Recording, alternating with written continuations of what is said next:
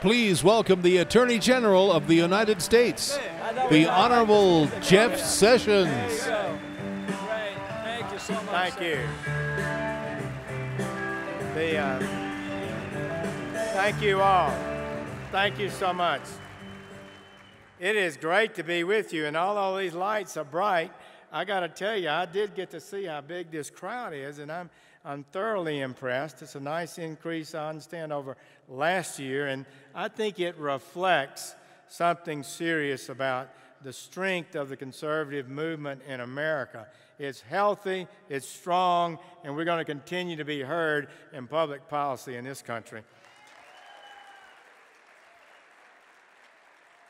I really want to thank Jeff Hunt for that introduction, and it was exciting. Actually got me charged up a little bit in the late afternoon. I appreciate his leadership for the Centennial Institute. And Jeff worked at the Senate Republican Conference back when I served in the Senate, and I remain grateful for his service throughout the years to the conservative movement.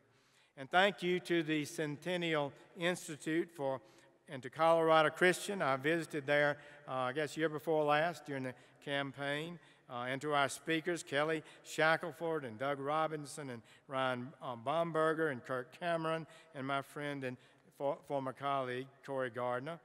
And tomorrow you'll hear from Ed Meese. Let me just say that I'm glad I am speaking first. I'd hate to follow Ed Meese. He's a tough act indeed. Many of you have heard me say this already, but I think he is one of the greatest attorney generals ever to serve in our nation's history. And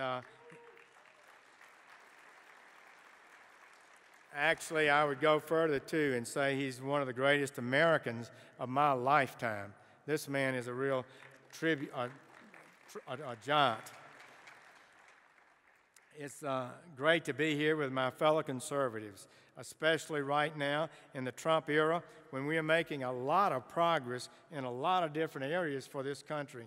On issue after issue, we are advancing, I think, good principles. Some days it seems slow, some days it seems frustrating, but I think we are really taking step after step after step. That's my goal. That's what we're committed to do. One great thinker, I think, Bob Terrell, the editor of the American Spectator, says conservatism is a cast of mind. It's a sense that we live in a blessed world. We understand that those of us that have been privileged to live in this country have been given something very special, something that is not available around the world, and we should always study how we got here, be thankful for what values and principles we've adhered to over the years, and be cautious as we go forward not to erode those great values that have produced so much for us. I know you feel that way, and I do. Elections have consequences. President Trump ran for office as a law and order candidate, and he's governing as a law and order president. First of all, he's nominated some fabulous judges to the federal bench.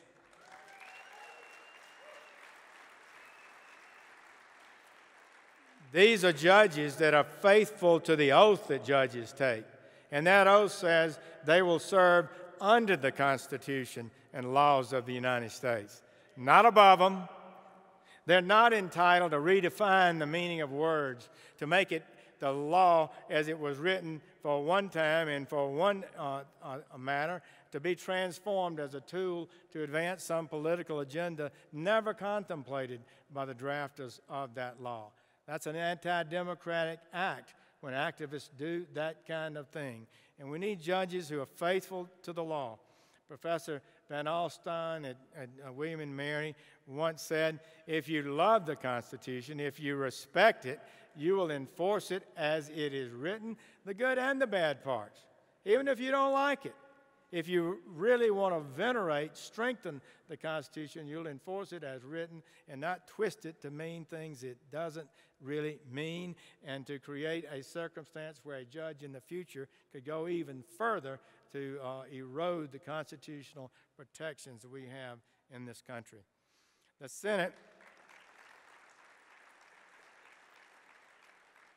The Senate's already confirmed 43 Trump judges, including 21 to the circuit bench, the most circuit judges at this stage of any presidential administration, and you know how important this is, and some more are being nominated, it seems, every day. The Department of Justice is ending the lawlessness that too often took place under the previous administration.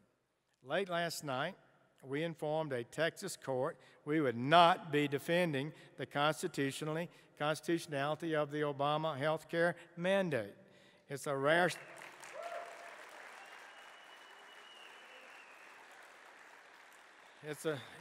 step, but one I felt was necessary when it comes to this law, a monumental law of historic governmental proportions that moved the American healthcare system and the entire economy of America. And we'll be active in that litigation. And upholding the Constitution and protecting the rule of law is the foundation of everything we do in the Department of Justice.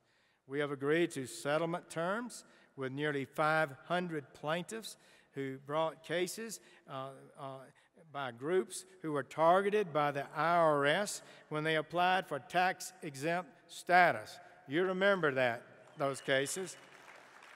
These groups were subject to inappropriate criteria that disproportionately impacted too often conservative groups.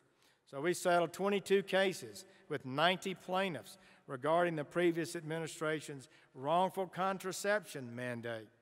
And just last week, a district court right here in Colorado issued a permanent injunction in the case that the Obama administration had litigated against the Little Sisters of the Poor.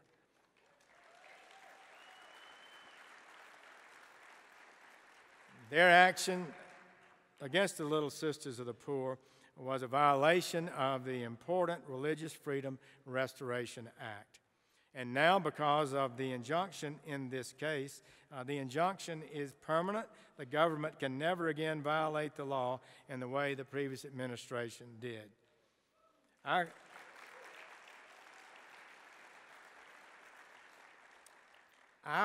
Constitution doesn't just protect freedom of thought or the freedom to worship in secret. It protects the open expression of religious belief in public.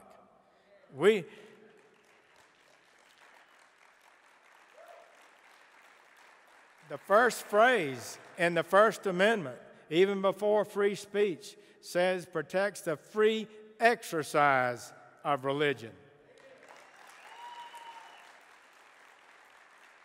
So that's why in October, at President Trump's direction, the Department of Justice, honoring his promise during the campaign, issued a legal guidance document that makes it clear that the federal government may not discriminate against people because of their religion, whether in rulemaking, and rules are made in ways you can't imagine, or enforcement of the law, or in employment, or grant making, or contracting, or in other areas.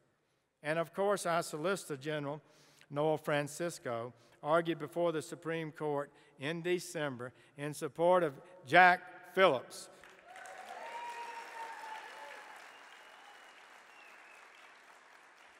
a courageous Colorado baker who would not back down, who stood for his beliefs, almost alone at times, it seemed, and under great pressure. He did not back down. He was sued for refusing to bake a cake, as you know, for a same-sex wedding. He felt strongly about that.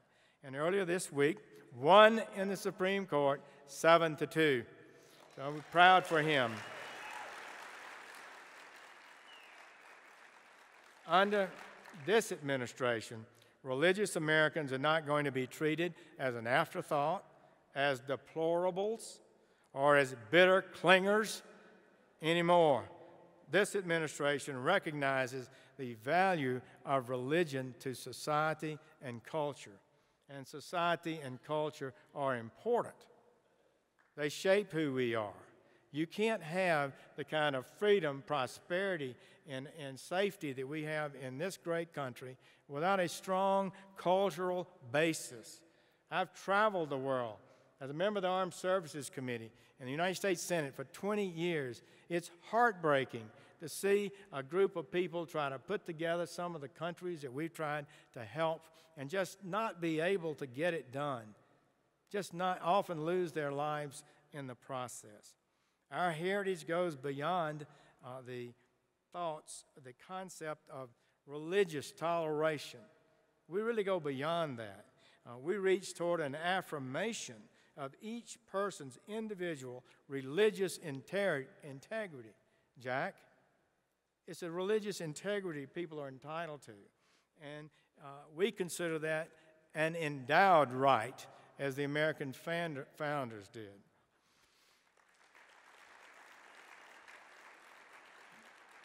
Another great event was President Trump's appointing my good friend, former Senator Sam Brownback. Sam Brownback is Ambassador at Large for Religious Freedom. I'm sure many of you know Sam, and I'm confident he's going to do a great job in that new important position. So many of the threats to religious freedom that we face are also threats to another First Amendment right, and that's the right to free speech. Actually, they go together. Actually, if it's religious speech that's being constricted, that's doubly bad. The Constitution reflects religion and speech, for sure. That's a lot of people don't seem to understand that. They think it's more appropriate to constrict religious speech than other speech. So much of the threats to religious freedom that we face are also threats to speech.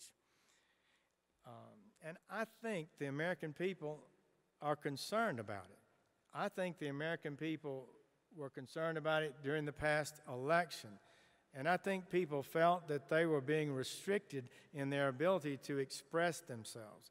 And I think the boldness of President Trump and his willingness to challenge correctness was a big part of his strength and the public support that he got.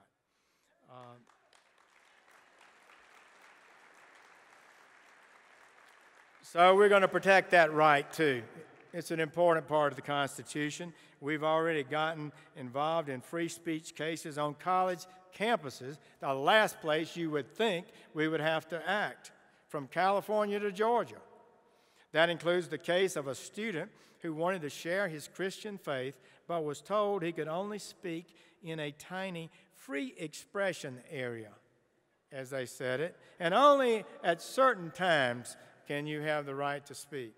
So we're going to continue to protect our First Amendment rights, but the first civil right in America, and we have to know, is to be safe in our communities. And that applies to poor people and minorities who are often struggling financially, and they can't live behind and in gated communities. They're entitled to public safety too.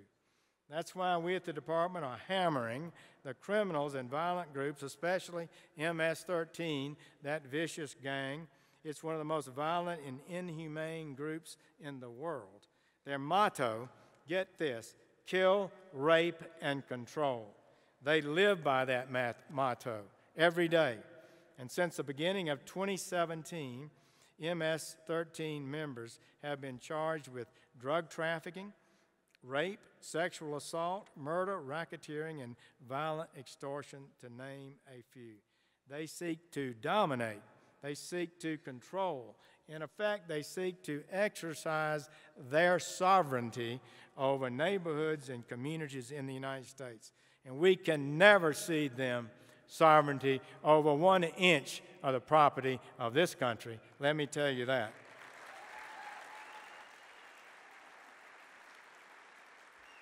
So some of our friends on the left are worried that President Trump may have hurt MS-13's feelings.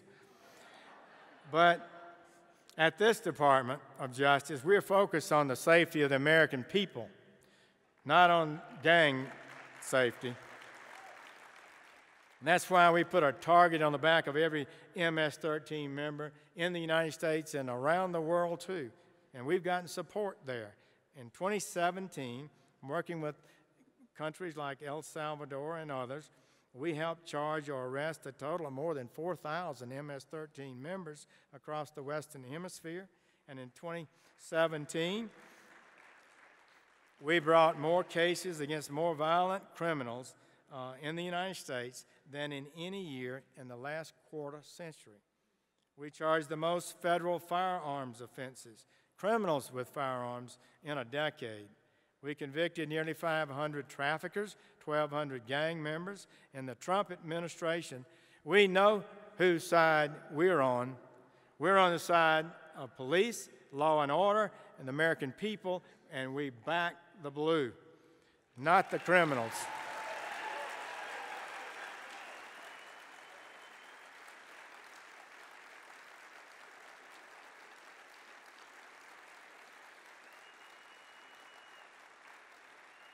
And thank you. In fact, the first executive order I got on the first day in office from President Trump was, back the men and women in blue.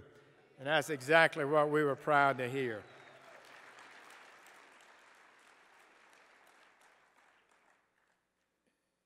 In recent weeks, I sent in reinforcements, more than 300 additional federal prosecutors, by tightening our budget, saving money, creating savings that we're able to create people that come to Colorado and other areas throughout this entire country to help be more effective in fighting crime.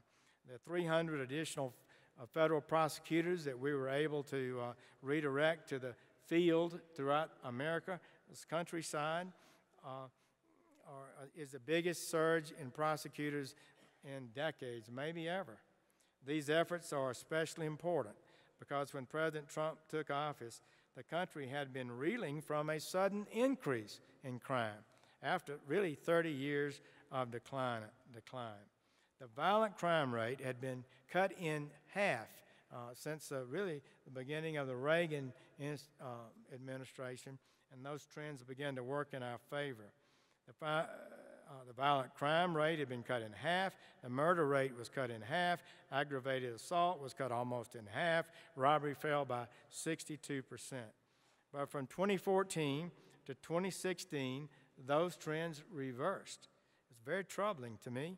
In the last 2 years of the Obama administration, the violent crime rate overall went up by nearly 7%. Robberies went up. Assaults went up nearly 10%. Rape went up by 11%. Murder increased. Homicide increased 20% in just 2 years after a long and steady decline. But under President Donald Trump, we are stopping these trends. We are determined to do so. As he said during Police Week, quote, "If we want to bring down violent crime, we must stand up for our police." And I truly believe that's so. And make no mistake, our goal is to bring down crime, not see it go up. In this Trump era, the ACLU isn't going to be making and setting our law enforcement policies. The professionals are. And we're seeing results.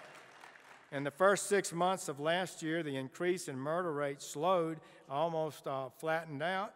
The violent crime rate actually went down overall. Publicly available data for the rest of the year suggests further progress, and we want to see it go down significantly. Preliminary data for 2018 looks even better. The Major City Police Chiefs Association has reported a 3.8% decrease in violent crime and a 4.7% decline in murders based on 65 key reporting agencies. Those are the preliminary numbers that are just coming out. The new CDC preliminary data show that last fall, drug overdoses finally started to decline, maybe a little bit. We're not sure about that, but we've had 65,000 people die year before last from drug overdoses. Unbelievable numbers. We want to see those numbers go down too. And opioid deaths are the big key to that, as you know.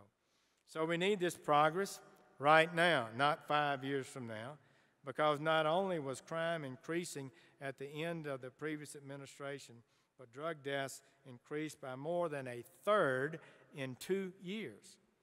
This department is going after drug companies, doctors, pharmacists, and others who violate the law. Since January of 2017, think about this, would you?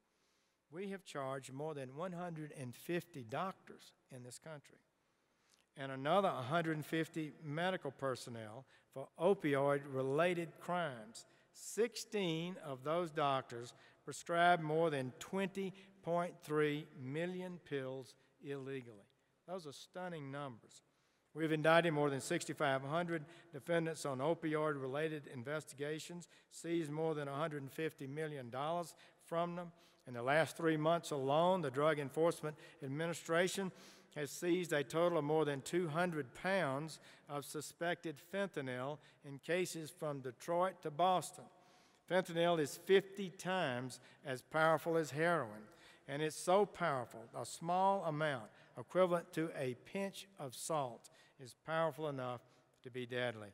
Depending on its purity, that amount of fentanyl can be enough to kill tens of millions of people.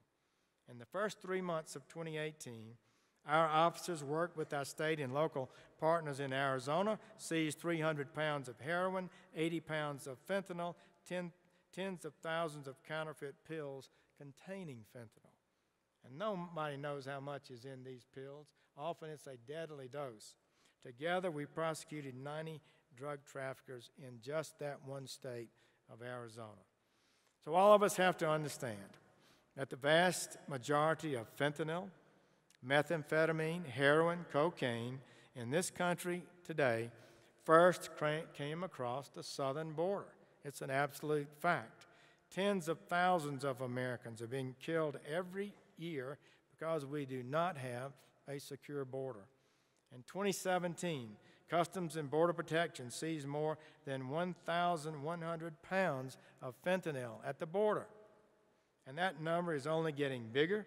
In the first 7 months of fiscal year 18, fentanyl seizures at the Mexico border skyrocketed by 750%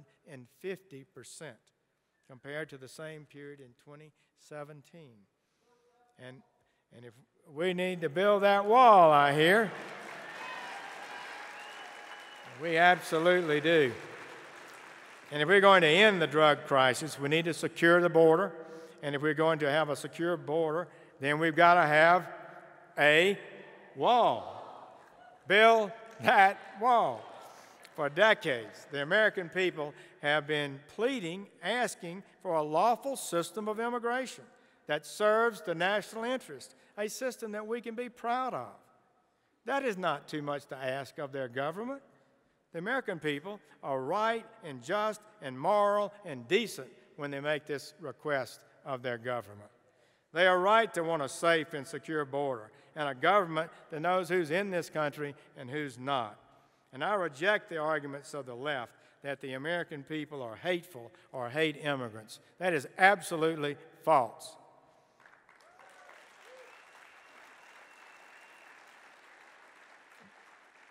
Donald Trump ran for president on that idea. He was quite clear about it. I believe it's a big reason why he won. And he's on fire about this, I got to tell you. The entire government knows how strongly he feels about it. And we're getting things done. Under his leadership, we're not going to let this country be overwhelmed. People are not going to caravan in here or otherwise stampede our border. It cannot be allowed to happen. Last month, the Department of Homeland Security announced it will begin to refer as close to 100% of illegal southwest border crossers as possible to the Department of Justice for prosecution.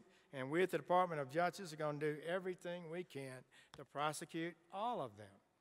I put in place a zero-tolerance policy for illegal entry at the border. If you cross the southwest border unlawfully, then we are going to seek to prosecute you. It's that simple. It's unlawful to do that. And if they're part of a smuggling organization that smuggles people into the country, then we'll prosecute them too. Period. That's what we're going to do. So I've sent 35 prosecutors already to the southwest border, moved 18 immigration judges to detention centers on the border so they can be tried right there in the detention centers. This is about a 50% increase in the number of immigration judges who've been handling these cases at the border. 11 million people are already here unlawfully. That's more than the population of Portugal or the state of Georgia. We've already have, I have to say, we need to know this. We already have the most generous immigration laws in the world. We accept 1.1 million people every year to lawful permanent resident status. That's more than the population of Montana every year into this country. They're on a short track to citizenship. Every one of these 1.1 million. It's the highest numbers of any country in the world. And that's in addition to the 700,000 people who come here explicitly to take jobs, and 500,000 who come here to take spots in American colleges and universities. We're a generous nation. We simply want a lawful system that serves our interest. It cannot be that anybody seeking a better life anywhere in the world can walk into our country, contrary to the laws, and then demand services and benefits. It makes no sense. There are limits.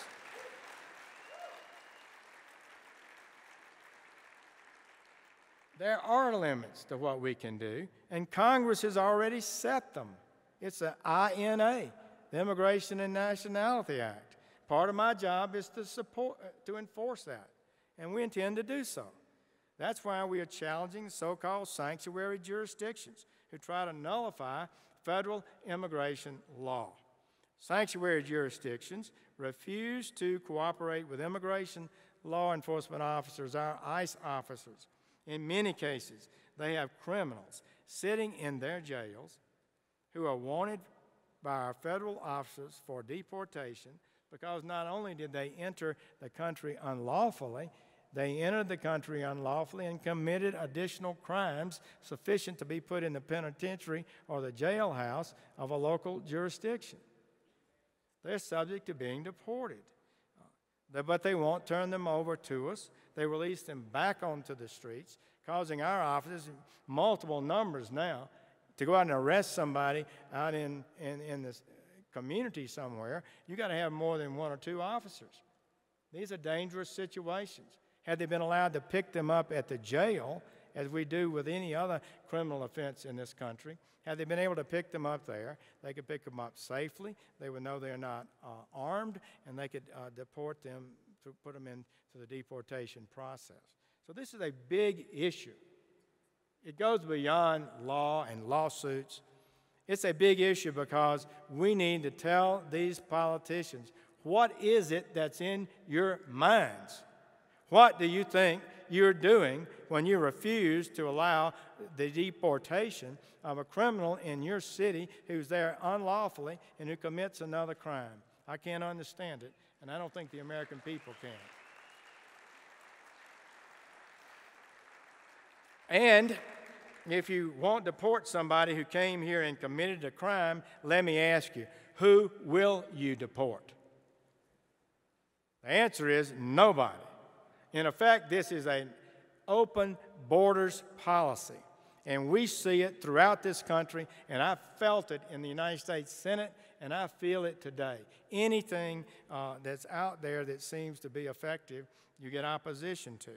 It cannot be that someone who illegally crosses the border on Monday, gets to Denver or Boulder or Aurora on Wednesday, is home free, never to be removed from this country?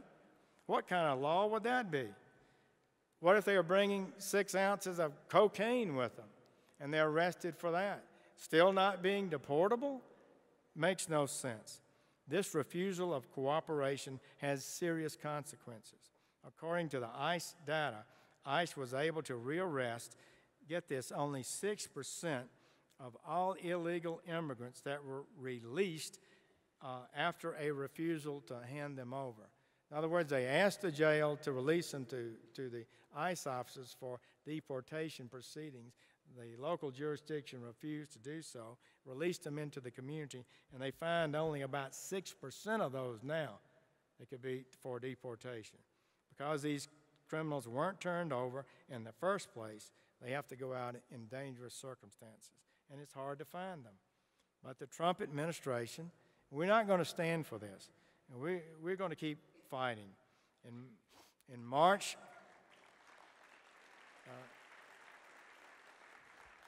the Department of Justice sued the state of California over their controversial, unconstitutional, we think, sanctuary laws. And I'm confident, I feel good about the legal basis of our case, attacking a number of the incredible provisions in that act. We've also been supported by quite a number of jurisdictions now, well over a dozen in California, that turned against their own state government. And we've been supported, we've also supporting Texas, who used its own state legislative powers to restrict and eliminate sanctuary cities throughout the state of Texas. It was a big step.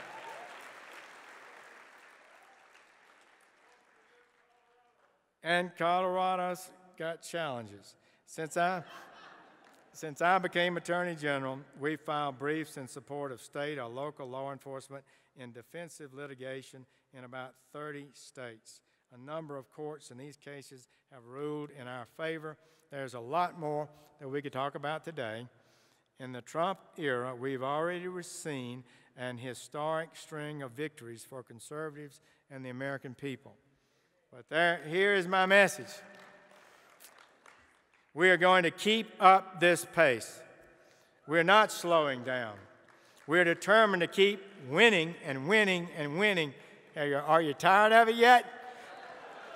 Not yet. We're going to make this country safer, stronger, more prosperous. We're going to protect religious liberty, and I'm confident that with your help and support, we're going to succeed.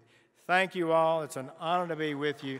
May God bless this country and all of us together.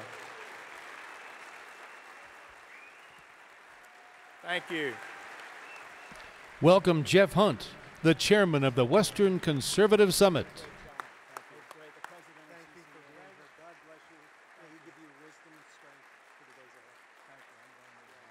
Thank you all.